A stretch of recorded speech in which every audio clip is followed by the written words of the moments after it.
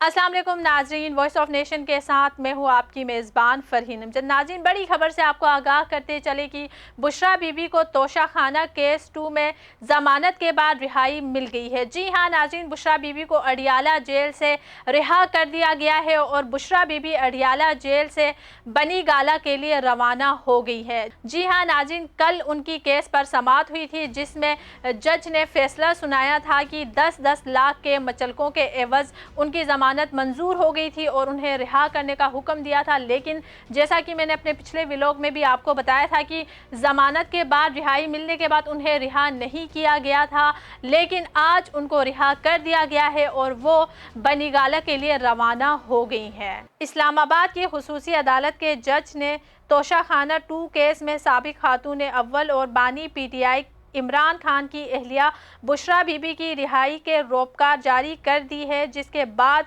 उनको अडियाला जेल से रिहा कर दिया गया है। PTI गोजरा ने समाजी राब्ते की वेबसाइट पर वीडियो जारी करते हुए लिखा है कि बुशरा बीबी अडियाला जेल से रिहा होकर बनी गाला जा रही हैं। इधर रहनुमा PTI हाफिज फरहत अब्बास ने ट्वीट करते हुए कहा कि बुशरा बीबी को अडियाला जेल से रिहा कर दिया गया है।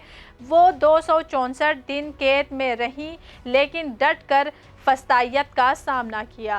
बुशरा बीबी के 10 लाख रुपए मालियत के ज़मानती मचलके स्पेशल जज सेंट्रल शाहरुख अर्जुमन की अदालत में जमा करवाए गए और उनकी रिहाई की रोपकार जारी कर दी गई। बुशरा बीबी का ज़मानती मचलका मलिक तारिक महमूद ने जमा कराया।